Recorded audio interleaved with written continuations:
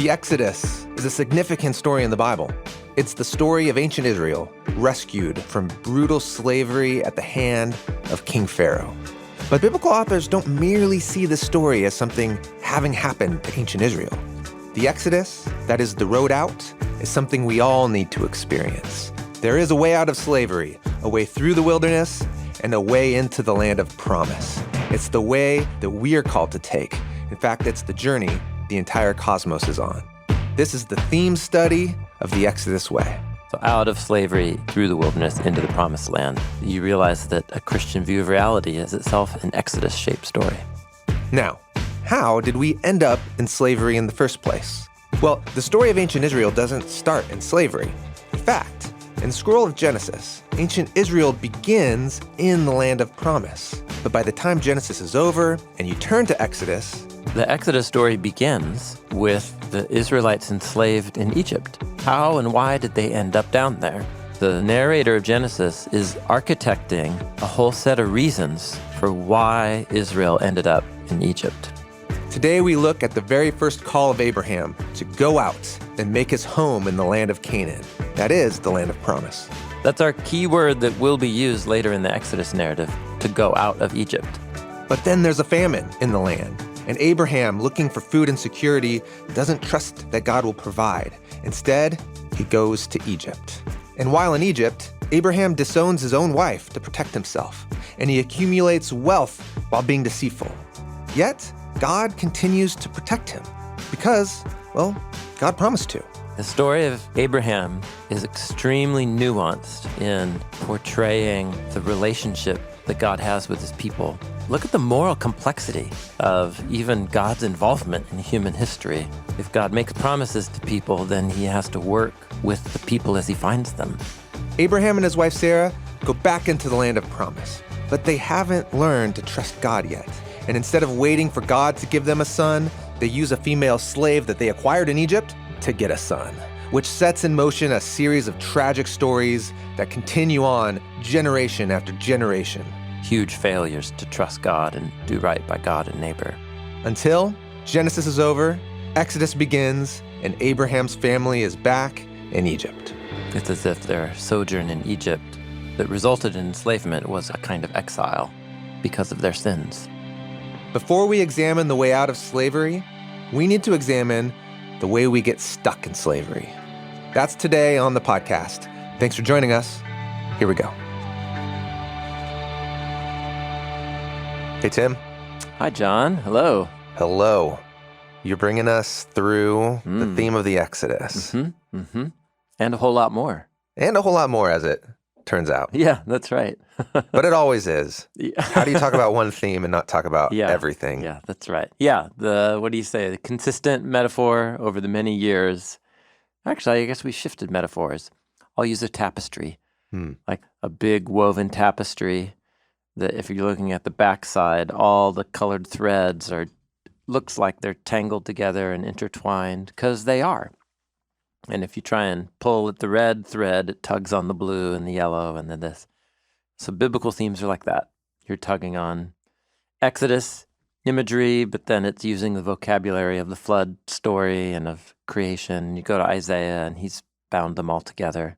But we are trying to isolate a core set of ideas that really are defined by the journey of Israel out of slavery in Egypt, then the road in between the wilderness. In the wilderness, and then the road into the promised land. And that three-part movement is drawn upon so often and in such creative ways by later biblical authors, including Jesus and including the apostles, that we want to just focus on that. Yeah. The road out, which is what the word Exodus means, the road out of. The road out, but then also the road between and the road back into. All of that you've taught us is the Exodus. And so that's the Exodus proper. Yeah. Which we haven't really spent much time talking about yet, and we won't even today. Yeah. But if that's Exodus proper, how does it become a theme? Why is it not just, that's a narrative.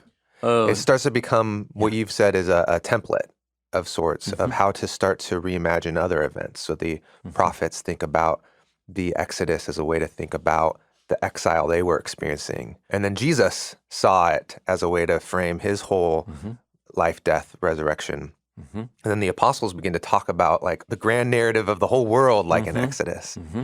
And then what you did last week was show us that this idea that the Exodus is a template and is kind of intertwined with the big narrative of the whole cosmos isn't something the apostles invented. Yes, right.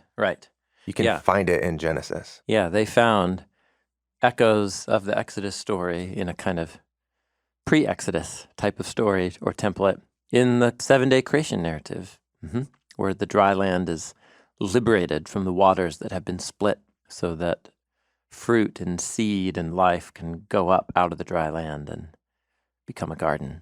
And that right there is a little mini Exodus type of storyline. And it seems like the 7-day narrative has been shaped intentionally with an eye towards, or the template for, the more embodied version of the Exodus story that you'll meet later. Or vice versa. When you read the Exodus story, you're like, wait a minute. This is like a real particular application of a creation story. So what happened to all creation I'm experiencing now? Yeah, so the Exodus is like a new creation story, and the creation story is like an Exodus story. They mutually illuminate each other. And that's how ancient Jewish meditation literature works in the Hebrew Bible. Its stories begin patterns, and then later stories pick up those patterns, but always with a tweak and a twist. And that's what makes it so awesome. Great. So we are going to look at one more set of stories in Genesis that are also very clearly laying tracks towards the Exodus narrative in a really actually deliberate way. Maybe you could actually start the conversation this way. We're going to talk about the Abraham story and then a moment in the story of Jacob and his sons. Yeah. But the Exodus story begins with the Israelites enslaved in Egypt, which raises the question of, well, how'd they get down there? I thought they were supposed to be in the land that God promised to their ancestor Abraham. So how and why did they end up down there? And one of the underlying themes of Genesis is to provide an answer to that question. And it's really interesting that Abraham and his descendants end up in Egypt consistently after huge failures, or in connection with huge failures to trust God and do right by God and neighbor.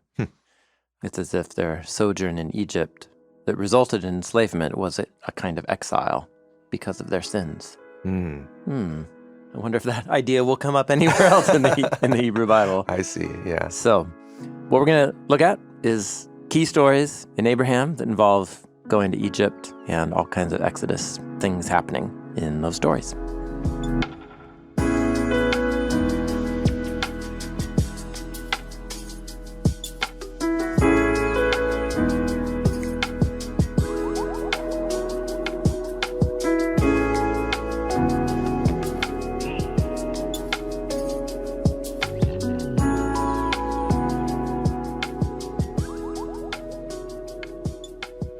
So if you're familiar with the Abraham story in Genesis, the most famous lines that God says to Abraham right out of the starting gate, starting in chapter 12, get yourself going from your land, from your family, from your father's house. Go to the land that I will show you. I'll make you a great nation. I'll bless you, and so on. Really, really important words that lay out like the program for the biblical story. But lesser known is the fact that Abraham's story doesn't begin right here. It begins at the end of the previous chapter 11 with what feels like a bunch of family details that are significant, but they don't grab most people's attention.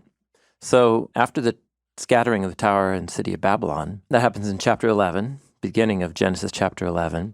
Then you get a genealogy, Adam to Noah, that took up Genesis chapters 1 through 5.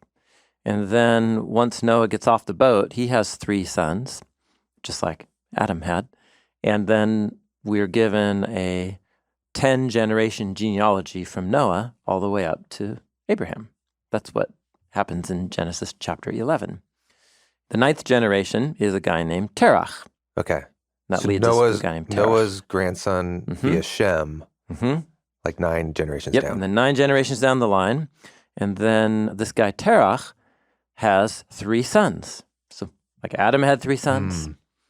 10 generations to Noah, who had 3 sons. Now 10 more generations, to Terach. Terach, who has 3 sons. Okay. And the first named son is Avram, who's later going to be named Abraham. But he has a brother named Haran, and Haran died, actually, young, at least before his dad, in the land of their family, which was Ur of the Chaldeans. That's where they lived. Yes, which is Ur. an ancient way of referring to Babylon. Okay. And what's interesting, Ur was actually the name of a Mesopotamian city, like in that region around Babylon. But it also is spelled with the same Hebrew letters as the word fire Oh, or furnace. okay. He lived in the furnace. He lived in the furnace of Babylon.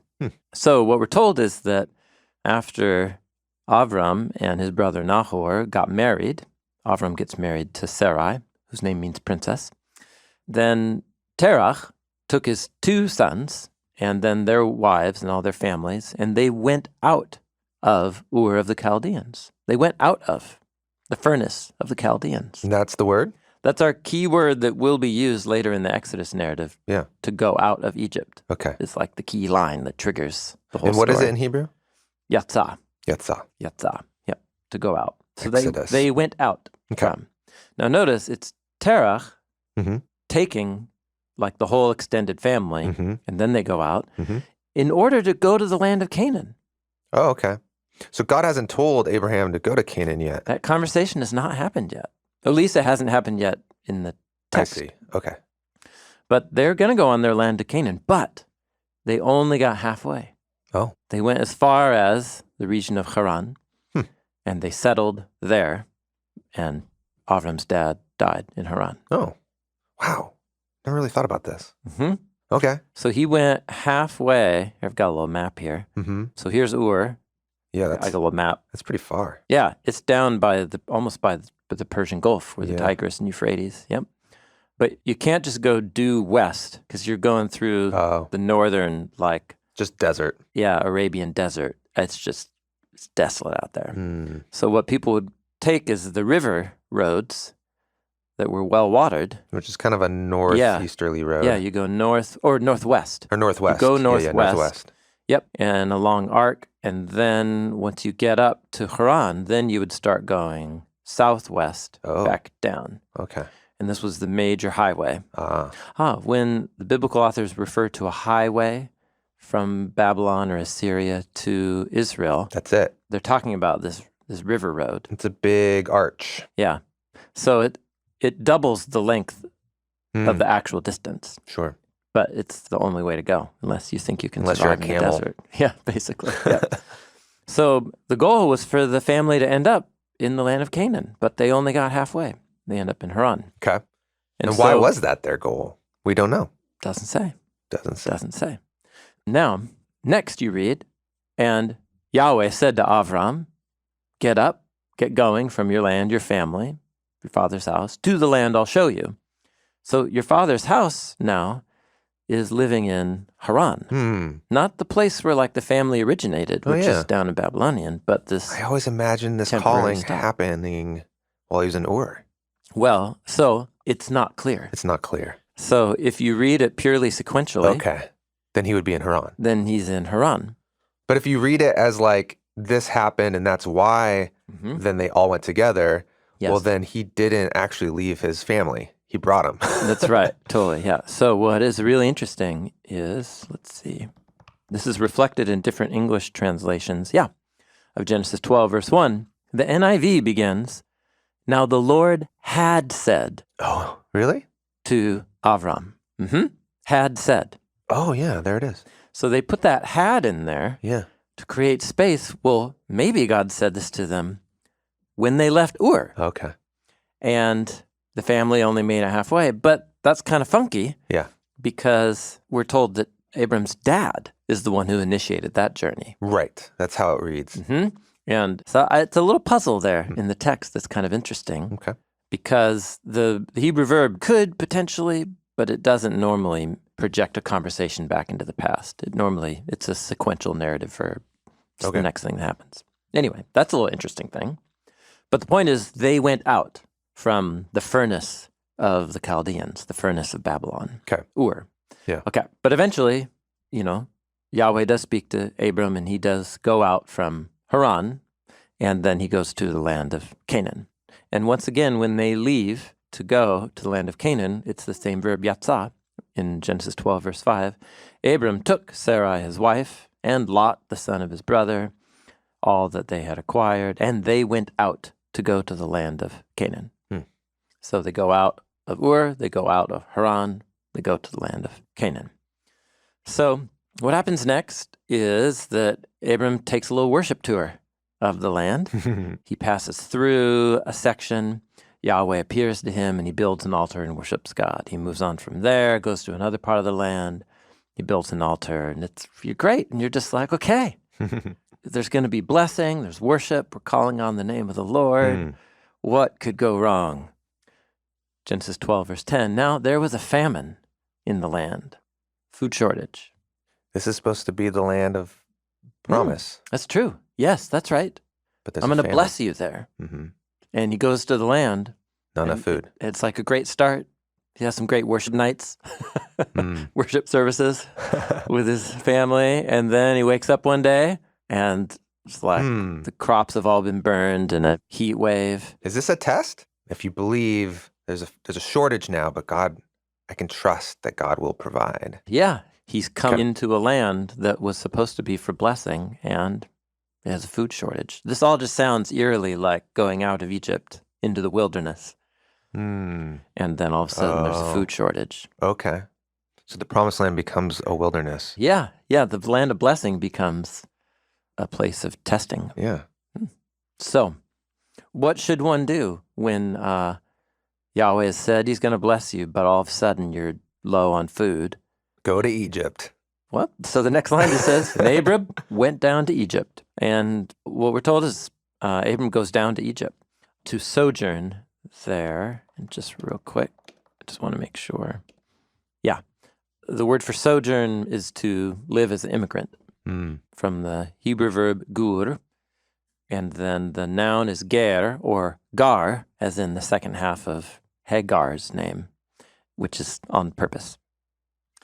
Now it came about, when he came near to entering Egypt, he said to Sarai, his wife, "Look, please, I know that you're a woman beautiful to see."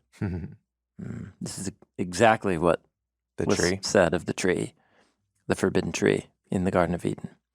"And when the Egyptians see you, they will say, 'This is that guy's wife?' And they will kill me, but keep you alive. So please say that you are my sister, so there will be tov, good for me, on account of you, so that I can stay alive on account of you." I mean, in one way it's smart, but another way he's really putting her in danger of just being taken. Yeah. Okay, so let's just think on the personal interrelationship level. He's kind of hanging her out to dry. Yeah. Exposing her. Yeah, he's exposing her. To extreme risk. Making her vulnerable instead of himself. Basically, he's just saying, listen, like, I'm vulnerable. I'm going to be vulnerable because you're beautiful, and they'll be like, we want that woman. Yeah. So I'm vulnerable. Yeah. So let's make you vulnerable. Yeah. So I'm safe. And not me. Yeah. That's the move he pulls. Wow.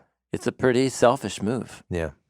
Notice all of this language is language used of the tree.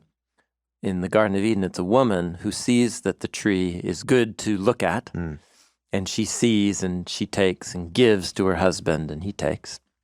So all that language is redeployed here. But what Abram, is after in this moment is tov. He wants tov and life. There will be good for me and staying alive. Goodness and life. Like, that's what he's after. Yeah. It's not a bad thing to be after. Right. It's the right thing to be after. But he uses self-protection. Yeah. And he exposes others to danger to get it. Yeah. So even though it's implicit, the narrator doesn't come in and say, "Now, dear reader, Abram did what was evil in the eyes of the Lord." He just leaves you to ponder these decisions. Verse 14, "It came about when Abram entered Egypt, the Egyptians saw the woman, that she was very beautiful, and they saw her," namely the officials of Pharaoh, "and they praised her to Pharaoh, and the woman was taken into the house of Pharaoh." Okay. They saw her. She was beautiful to see. They took her. She was available. Yep. She was available. They took her. And Pharaoh did good to Abram on account of her. Yeah, scheme worked. Actually, this whole thing worked. Like his intuition was right. I'm going to be treated well because I'm your brother, and now you're part of the royal court. That's right. So Pharaoh did good to Abram on account of her, and there was for him sheep and oxen and donkeys and male servants and female servants and female donkeys and camels. 7 items. Oh, 7 items. Okay. Yeah. Wow. So now he's getting rich. He's living large. He's building wealth off of the exploitation of his wife. Of his wife. Sheesh. So just on that level, this is a snaky move. Yeah. So if we're echoing the garden scene here, Sarai has become the forbidden fruit, as it were, that's beautiful to see, that should not be taken, but people see and they take. Pharaoh and his officials become like...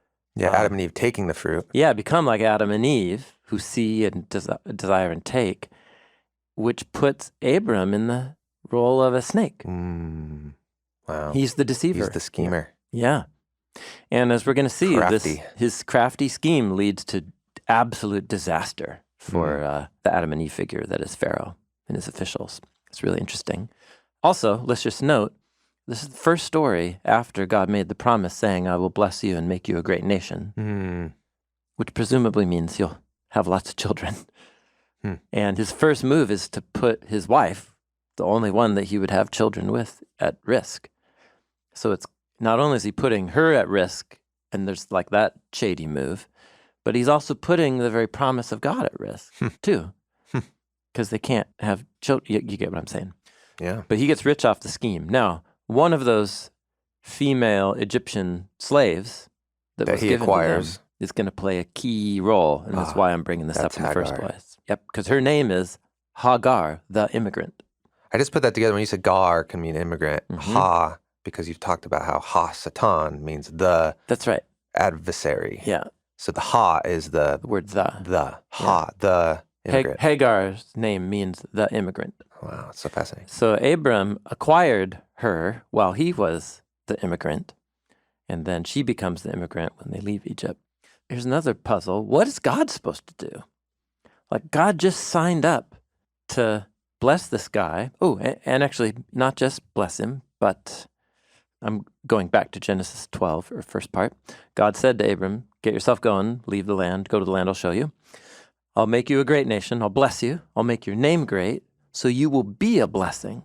I mean, he's getting blessed. He hasn't, not being much of a blessing to his wife right now. Is he getting blessed by God, or is he getting blessed by his own schemes? By his own scheme. And then, I will bless those who bless you, and the one who treats you as cursed, I will curse. And in you, all the families of the land will find blessing. So God is actually just committed himself to protect this guy and his family. But now... He's gone rogue. He's gone rogue, and it's like, protect him from whom? It's almost like the promise now needs to be protected from Abraham's folly. Yeah, he kind of like cursed himself. Yeah. But he can't curse Abraham. Exactly. Because he needs to bless Abraham. Exactly. So this is where verse 17 of this story really ought to shock us, and it's really challenging. Verse 17, and Yahweh plagued Pharaoh with great plagues, and also his house, on account of Sarai, Abram's wife. So you're saying, why would that be happening? And if you look back at the promise, God said, I'm going to curse those who curse you.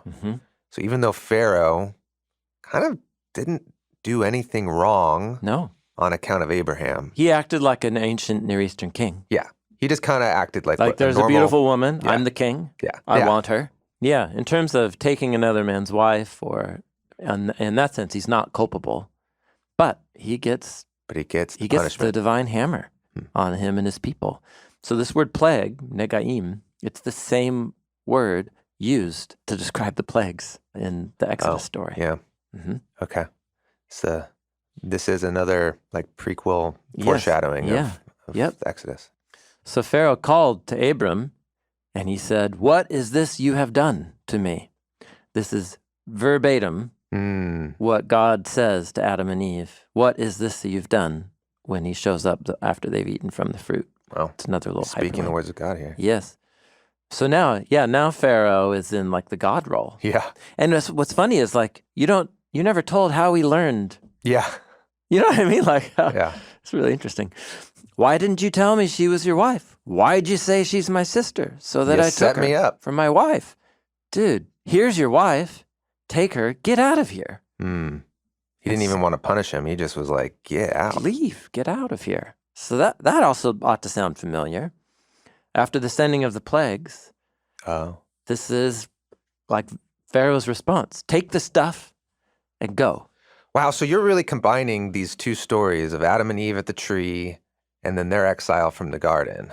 Yeah. And you're saying all these hyperlinks are happening, but This- then you're also looking at Yeah. the Exodus story of Yeah. Pharaoh who's going to get plagued and then send Israel out. And Yeah. you're saying this is all kind of mashed into here. Yes. Wow. Yeah. Okay. Yeah. So this story is patterned after the moment at the tree in Eden to help us zero in on the character flaws of Abram here. But then also we're laying tracks for a set of ideas that are going to get fully redeployed and inverted and repeated in some ways in the Exodus story. So what we know now is Abraham can be a man of great faith and he can be a snake. And God will stick with this guy, He's committed to him. even defend a liar. God will Defend him when he's a snake. That's right. Yeah. Not because of Abram, but because God's Yahweh, own promise. God sticks to his promises. But now we're like, this whole thing's going to get a lot more complicated. And now Abram's blessing, it's going to be hard to tell what part of his wealth comes from God's blessing and what part comes from his, so on. For example, For Hagar. example, this Egyptian slave. Okay, so that's the key setup story. Bunch of interesting things happen. I want to move forward to Exodus 15, but let's just pause for a moment and say the story of Abraham is extremely nuanced in portraying the relationship that God has with his people and God's patience. And look at the moral complexity of even God's involvement in human history. If God makes promises to people, then he has to work with the people as he finds them. And that's such an amazing part of the story that I think is also gets repeated in the future Exodus story too.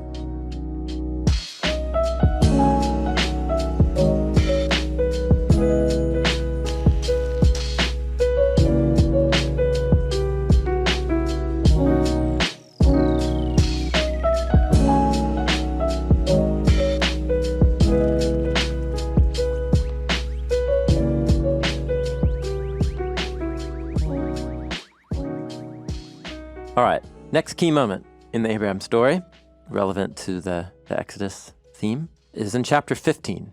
And chapter 15 begins with Yahweh speaking to Abram in a vision. We're not told any more detail than that. So a dream, some altered state of consciousness he was in. All of a sudden, he can see Yahweh speaking to him. And what Yahweh says essentially is, don't be afraid. I've got your back. Because in the previous story, it's a pretty dangerous situation that just happened. And your reward is very, very great. And Avram speaks up and he says, no, Master Yahweh, my paraphrase, speaking of great rewards, what is it that you're going to give me? Because remember, I am going on without any children here. Literally what he says is, I'm going on naked, exposed. Okay, that's an idiom. Yeah. Without anything around me. And this guy, a son of Meshech of my house, that is Damascus, is Eliezer. This is a long rabbit hole here that we're not going to go down. He clarifies what he means. He says, look, you've given me no seed. Children. And so look, a son of my house will inherit me. So Eliezer, as we're going to learn, is one of those male servants in his house that he got from Egypt. He's the top dog. And he's Abraham's favorite servant. But the point is that he's not Abraham's actual son. Yeah. So how is he going to be the blessing? Yeah. If it's supposed to be Abraham's family. Yeah, you said that we were going to have a family. Yeah. So Yahweh speaks back and says, okay, that guy, namely Eliezer, he's not going to be the one to inherit you in your future. Rather, one who comes out from your innards, that one will inherit you. Okay. God says, in this famous scene, hey, let's take a walk. Go look at the stars up in the sky. If you can count them, that's what your seed will be. And bright moment for Abram here. Abram trusted in Yahweh. And Yahweh looked at that trust and he said, that guy's in right relationship with me. He trusts what I say. Okay. Now, he doesn't always do what I say. Which means that he doesn't always trust what I say. But in this moment, he's trusting. He's trusting. He can work with that. He can work with that. Yahweh keeps speaking, and he says, I am Yahweh, the one who brought you out of Ur of the Chaldeans. Okay. Now we're coming back to that little puzzle. Okay, because in maybe the first episode of this, you said there's a key phrase. Yes. In all the prophets, Yahweh's always like, hey, I'm Yahweh who brought you out of Egypt. Yes. That's how he always announces himself. Fixed phrase occurs dozens of times throughout the Hebrew Bible. I am Yahweh who brought you out of the land of Egypt. Yeah. He's riffing on that phrase. Yeah. So it's as if Yahweh who brought Abram on the journey out of, remember Ur, it's a pun because it can mean furnace or fire, out of the furnace of Babylon. It's as if the same Yahweh who brought his chosen one out of Babylon is the same Yahweh who brought his people out of slavery in Egypt. And why did he bring him out? Again, chapter 15, verse 7, to give you this land, to inherit it. Why did he bring the Israelites out? To go through the wilderness on their way to the promised land, to inherit it. And then there's a fascinating, important thing that happens. I'm just going to keep going to the next thing that Yahweh says to Abram, which is this. But you should know that your seed, that is your descendants, are going to be immigrants. And there's that word again. It's the same word as Hagar's name, plural, so garim. So they will be immigrants in a land that is not their own. So he's talking about Egypt here. It is pointing forward to the exile in Egypt. So here it's an anticipation or a prediction of the lead up to the Exodus. So you should know that your seed will be immigrants in a land not their own, and they, that is your seed, are going to serve them, that is the people of that land. And the people of that land will oppress them for 400 years. So that word oppress is key. It's the word ani, or ana. It's the verb ina. So, bummer. That's that doesn't sound like blessing. And it's not in the land. Yeah. Like, this is terrible news. You know? Yeah. So it'd be really terrible news to get. But it's for 400 years. Well, are you being sarcastic? Well, I mean, if you've got a big history kind of perspective, if Abraham's thinking, I'm going to have so many kids, the whole sky's lit up with them, essentially. That's going to take a long time. And so God's just like, there's going to be a big detour along the way. Yeah. It's going to be a 400-year detour. I just want you to be aware of it. But let's get into it more. Let's try and imagine. You and I are parents of, younger kids. Yeah. But, something that parents spend a lot of time thinking about is the well-being of their kids. Yeah. And trying to set them up for long-term well-being. Yeah. It's a thing that any human who's birthed another one, most of them, that spends a lot of time thinking about that. Yeah. And if I were to receive this news, to know that my grandchildren were going to be taken captive, I just want to imagine what it is like to receive this news. He just got great news. You're going to have a huge family, and you're like, sweet. Yeah. And then the next news he gets is, and they're going to be slaves for centuries. Yeah. It's terrible news. It is really bad news. It's really bad news. Yahweh continues, but you should know also, that nation that they have to serve, I will bring justice. And after that, they, that is your descendants, they will go out with many possessions, like you did. And as for you, Abram, you're going to go to your fathers. You'll be buried at a good old age.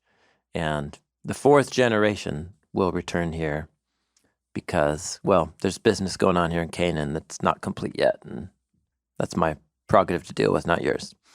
That's a whole little rabbit hole. That's your little paraphrase. So he just got great news. And what he was just told was that he went on an exodus out of Ur. And we know that he went to the land and then went down from Mesopotamia to Haran, from Haran to Canaan, from Canaan down to Egypt, back up into the land.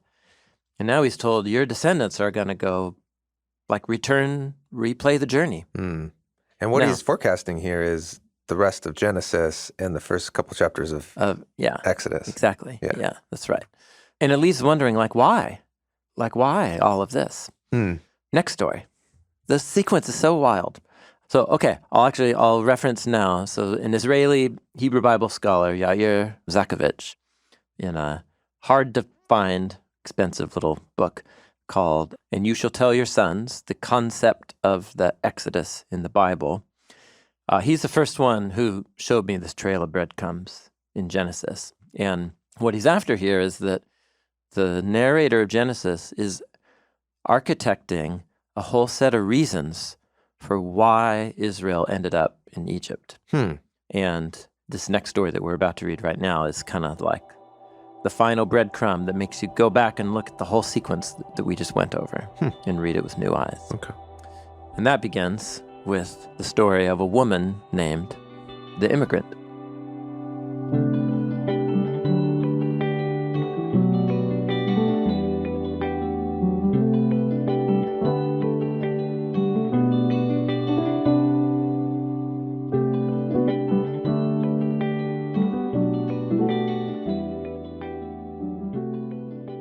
So Genesis 16, verse 3.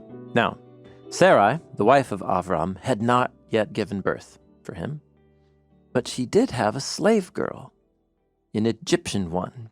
And that's a link back to, the one they got from, like, Abraham's deceit. Her name was the immigrant, Hagar. Sarah said to Avram, "Look, Yahweh has restrained me from giving birth." So she attributes her inability to give birth to Yahweh. "Please go into my slave girl. Perhaps I can be built up by means of her." And Sarai, the wife of Avram, took Hagar, her Egyptian slave girl, at the end of 10 years of Avram dwelling in the land of Canaan, and she gave her to Avram, her husband, as a wife. So this is also has little echoes here of the woman who is making a decision that feels counter to trusting in God's promise to give child. And she takes the thing and then gives it to her husband. And that little description right there comes right verbatim, again, from the woman at the tree in the Garden of Eden story. Eve at the tree. Yep, giving the fruit to her husband. Taking the fruit, seeing it was good. I guess that doesn't say that here, but she does notice the slave girl. Yeah. And then takes and gives to her husband. And so him having sex with Hagar becomes equivalent to eating the fruit. Eating of the fruit. So verse 4, he went into Hagar, and she became pregnant, and she saw that she was pregnant, that is, Hagar did. And her mistress, that is Sarai, who is the master of Hagar, so Sarai became cursed in the eyes of Hagar.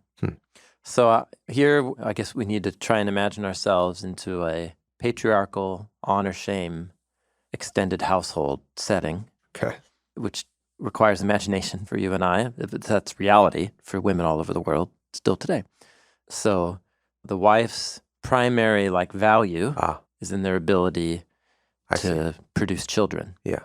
And so all of a sudden, Hagar, the slave, on the low end of the social rank, just got elevated up. She got the blessing. She got the blessing. Now she can realize that Sarai, by saying she's cursed, is saying, okay, she doesn't have the blessing. That's right. Yeah.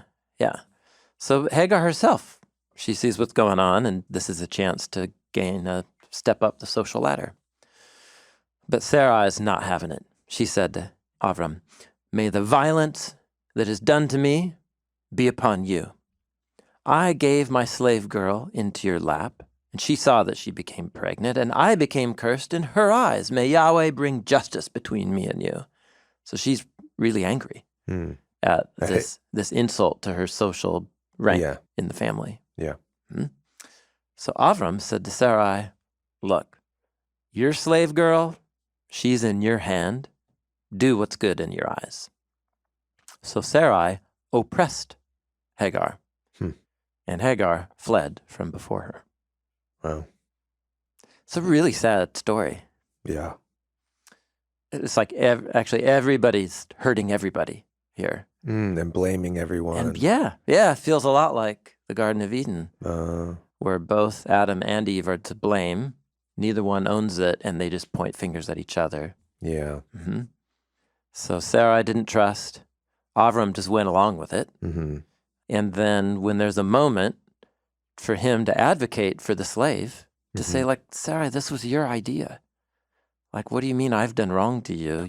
Or even like, hey, we agreed on this together. Right. At a minimum. Yeah. And like, we can't.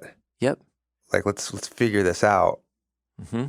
But instead he's like, just do with her as you want. Yeah. So he just like carelessly hands Hagar over after he. Yeah. So it's just really, it's a raw, realistic portrait of what humans do to each other. Yeah. And it's just like, feels like the blessing promise of Eden life for the nations. In the hands of this crew, you're just like, oh my goodness. And the victim here is Hagar. So she flees. And then the messenger of Yahweh found her out there because she was by a spring of waters in the wilderness. A spring on the way to Shur, which is down on the way halfway to Egypt. She's going back home. And he said, Hagar, slave girl of Sarai, where is it that you're coming from? Where are you going? This is like when God came to Adam and Eve asking questions. And she said, well, from before the face of Sarai, my mistress, I'm fleeing. And the messenger of Yahweh said to her, you should go back to your mistress and you should humble yourself. But it's that word oppress. Allow yourself to be oppressed under her hand. Because the messenger of Yahweh said, because I will greatly multiply your seed so that it cannot be counted because of its multiplication. You're going to get in on this promise? Yes. Because of your suffering, unjust suffering, you're going to get the blessing that I said was reserved for this couple, but you're going to get it. Then the messenger of Yahweh said, look, you are pregnant, you'll give birth to a son. You will call his name Ishmael, which means God will hear, because Yahweh has heard your oppression. Okay, so check this out. This is so fascinating. This whole sequence right here is all using the language of Exodus chapters 1 and 2, which describes how Pharaoh comes up with a sneaky scheme to take the people's blessing, who are multiplying greatly, and he wants to harness it for his own benefit while killing the immigrants off, especially the boys. And so he oppresses them with slavery, and it's the same word, inah. And then Israel cries out because of their oppression, and Yahweh hears the voice and the outcry of the oppression, and then he raises up Moses as the deliverer. So, again, this is Yair Zakovitch, and I'll just want to read his comment here. He says, the striking resemblance between Hagar's story and the history of Israel and Egypt is not accidental. The message is clear. The oppression of the Israelites in Egypt is a measure for measure, that is, eye for eye, tooth for tooth, punishment for how Hagar the Egyptian was oppressed in Abraham's house. The juxtaposition of Genesis chapter 15, which just announced this is going to happen. This is going to happen. And you were led wondering why. Why would that happen? And then in 16, you watch Abram and Sarah actually become Pharaoh. And they do to the Egyptian slave all of the things that Pharaoh was going to do to the Israelite immigrants who will become their slaves. It's as if they're fully inverted. But God saw it coming beforehand. And it leads like, why? Why is this thing going to happen? And then the next story is very puzzling. So this is his take on it, is that this story is actually supplying you the reason that it's because of the sins of the fathers that the children end up suffering. And they suffer in a similar way. They suffer in precisely, like a similar replay kind of way. So Yair Zakovitch, he's Israeli, he's Jewish, so he appeals to one of the most influential rabbis of the medieval period, a Spanish rabbi named Rabbi Moshe ben Nachman, who lived in the 1200s. And he appeals to this guy, and he says, this was this guy's view. And then he quotes him, saying, our mother, that is Sarah, sinned by this oppression, and Abraham also by permitting it to be done. And so God heard Hagar's oppression and gave her a son who would in time oppress the seed of Abraham, Ham, and Sarah with all kinds of oppression. Okay, dude, get this. So 3 generations down the line, in the Joseph story, Jacob, who's the grandson of Abraham, sends Joseph out to give some food to his brothers, and he's wearing the special coat.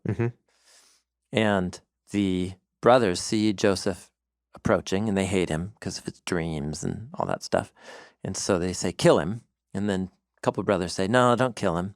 Let's sell him as a slave. And then who should come by traveling in a caravan on their way down to Egypt? Who is a bunch of Ishmaelites. They're Ishmaelites. Oh. Descendants of Hagar. Oh. And it's actually the deceitful brothers and Ishmaelites That bring him to Egypt. Joseph down to Egypt. And that's how the family ends up down in Egypt in the first place. So none of that would have happened had Abraham and Sarah not done this thing right here. So this is all like a ricochet effect. Yeah. Okay, so let's pause. There's one more thing. Over the years, as I've pondered this, I really think this is what's going on in the Abraham stories. Yeah. Tell me what you're processing. You're looking at me with a certain look, and I can't tell what it means. I'm totally following everything, and it makes sense. I want to understand 2 things. One, why is this significant? Other than there's a poetry to it, or it solves a puzzle of sorts. Yeah. But then why? Once we meditate on this, then what's the significance? Excellent. Yeah. Okay. And then I think secondly, keeping in mind a tension I'm feeling, which I think a lot of modern people will feel, which might feel like a tangent, so we don't have to go there, but why punish children for the mistake of a father or a mother? So those are the 2 things rattling in my mind. Okay. So let's tackle the first one first. The shape of Genesis and Exodus is about 3 generations of these ancestors, Abraham, Isaac, and Jacob, living in this land that was supposed to be a land of gift and blessing to them. It kind of was sometimes, but also was not a lot of times. And really, the history of that family in the land was a history of some bright moments of trust and a lot of really terrible moments of people tricking, deceiving, abusing, hurting each other, resulting in the multiplication of a family just full of fractured relationships. And those fractured relationships lead to Israel sitting in exile in Egypt. And then there's this king who comes, and this king, Pharaoh, acts like the snake and like Abram, like a lying snake who traps the people in slavery. So I think it's part of how the biblical authors are showing the kaleidoscope tentacle effect. I just used 2 metaphors. But think of like an octopus tentacles in a kaleidoscope. And it's just the human condition, right? Of fear. Branches out. And it ruins everything. And if you multiply that over many generations, you just get these horrific situations like the Israelites suffering in slavery to Egypt. But all of it, that is itself the sad result of this cascade of sinful decisions of the people's ancestors. Yeah, because you could, and this is what the Prince of Egypt does, is you just start the story with the oppression of the people in Egypt. And you're like, it's unfair. Let's save them. Yeah. Once they're saved, end of the story. And what the biblical story does is it shows that kaleidoscoping effect that came into that moment and then comes out of that moment as well. Yeah, exactly. Yeah. And it just doesn't keep things simple. That simple Disney story we want just kind of like is impossible in the Bible. And how did they end up there in the first place? Yes, that's right. Of their just oppression and bad decisions and scheming. Yeah. And then there's this kind of underlying theme that you're showing us, which is the complication of God attaching himself Yeah. to a family Yeah. who's not going to always make the right decisions. Mm-hmm. This is a way of thinking about the generational accumulation of the effects of generations of bad decisions. Yeah. And so, yes, in one sense, the Israelites sitting in Egypt are not guilty of Yeah. Abraham's failures. Right. But I think the biblical authors want us to think about generational relationships in a more nuanced way, because no generation, including you and I, comes onto the scene with a blank slate, Right. as if we came from nowhere. We really want to believe we did. Yes, we do. But the fact is we also inherit, I mean, in our categories, the genetics and all kinds of patterns and Yeah. tendencies. And structures. But also like the lived environment Yeah. you and I were raised in Yeah. is also the result of our parents' decisions. Yeah. And I think the biblical authors want us to think about the nature of suffering and guilt and the way that Yahweh hands people over to the consequences of their decisions is never just an individual affair. It's always working itself out through the generations. And then, and because of that, it is never actually really clean and easy. Right. Like it feels that way in the Exodus story proper. Mm-hmm. Big bad guy, Mm-hmm. save the oppressed. Yeah. But then when you make the Exodus story the big narrative, Mm-hmm. and you realize that God's working with humans that are just compromised, Mm-hmm.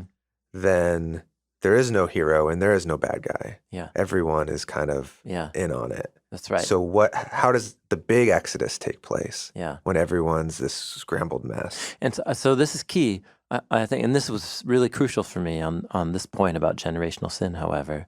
It is not fair. It's not fair that those generations were enslaved by Pharaoh as the Yes. sad, tragic result of Abraham and Jacob and Joseph's brother's sins. That's not fair. You're saying this connection and the way that these ideas are connected isn't a justification for No. why that was in some way equitable. And Yahweh doesn't think it's fair either. Yeah. That's why he liberates them. Yeah.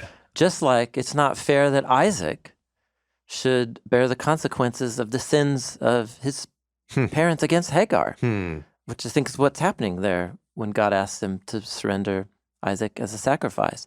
And so it's both not fair, and then Yahweh is the one who rescues Isaac. He both says, give me Isaac. Yeah. And then he gives Isaac back. Yeah. The biblical authors are trying to give us this complicated dance that Yahweh is in with people, to both bless them and to treat them in a way that's fair. And somehow good is going to come out of this whole complicated affair.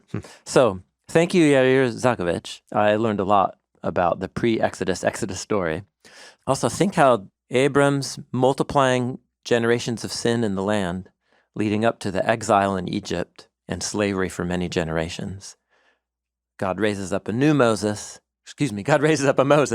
and brings them out of their exile in Egypt on the way to the promised land. Okay.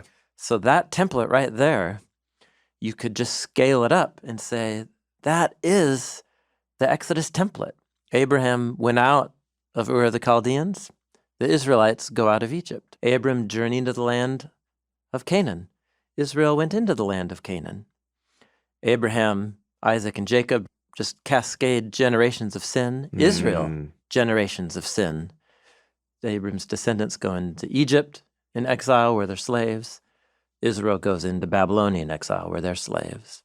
You're talking about the Israel of the prophets. Yes, of Joshua, Judges, Samuel, Kings. Yes. Their history of sin in the land Okay. is set on analogy to Abraham, Isaac, and Jacob and the brothers' history of sin in the land. Okay, it maps on. The Egyptian exile Is the Babylonian after exile. Joseph and his brothers is mapped on to the Babylonian exile. Yeah. And then the raising up of Moses becomes a template for the raising up of a new Moses, a new deliverer. Mm-hmm. So it looks like the book of Genesis has been architected to actually retell the whole story of the Hebrew Bible, but just in the lives of the ancestors in the land. Yeah, and it's fascinating that Abraham came out of the furnace of Babylon. Yeah. That's the origin. And when they find themselves in exile, it's not in Egypt, it's back in the furnace of Babylon. Yeah, right back in Babylon, where their ancestor came from. Yeah. So they're making sense of all of that Yeah. with the history of their family. That's right. Yeah, so we're seeing the biblical authors being guided by God's Spirit. They are students of their family history. And these are the prophets, way down the line, who are studying their own history, shaping it so that future generations can learn wisdom and understand the ways of God, and also to offer hope that just like our ancestors were liberated from Egypt, so too on the other side of exile, we can trust that Yahweh will show more mercy than our family deserves and raise up a new Moses for us. And it seems like the book of Genesis is designed to foster that kind of hope. Thanks for listening to Bible Project Podcast. Next week, we'll continue on this theme of the Exodus way, and we'll get to the scroll of Exodus, and we'll see how God's deliverance of Israel out of Egypt shapes the Bible's whole framework for salvation. Both Passover and the passage through the sea within the Hebrew Bible are these coordinated images of salvation through a force of death, whether disease or waters, and then safely brought through out to life on the other side. And that's the culmination of this conflict between good and evil, between the forces of chaos and the remnant that's brought through. Bible Project is a crowd-funded nonprofit, and we exist to experience the whole Bible as a unified story that leads to Jesus. Everything that we make here is free because it's already been paid for by thousands of people just like you. Thank you so much for being a part of this with us. Hello, my name is Christian, and I'm from Salem, Oregon. Hi, my name is Insun. I'm from Texas. I first heard about Bible Project from a friend in Korea, and I use Bible Project for broadening my knowledge about Bible and Jesus. I first heard about the Bible Project in youth group when my youth pastor would explain the book of the Bible, and he'd use the Bible Project to make it really easy to understand. My favorite thing about Bible Project is learning from John's revelations on the podcast and making it relatable to me. My favorite thing about Bible Project is Bible class. That is the one I like now. We believe the Bible is a unified story that leads to Jesus. We are a crowd-funded project by people like me. And you can find free videos, articles, podcasts, classes, and more on the Bible Project app and at BibleProject.com. Hey everyone, this is Michelle. I've been working at Bible Project for 2.5 years. I administrate one of our systems that helps us take care of supporters like you. One thing I built recently that I'm excited about is a process that allows people to sign up to come in to tour the studio and see what we have going on here. There's a whole team of people that bring the podcast to life every week. For a full list of everyone who's involved, check out the show credits in the episode description, wherever you stream the podcast, and on our website.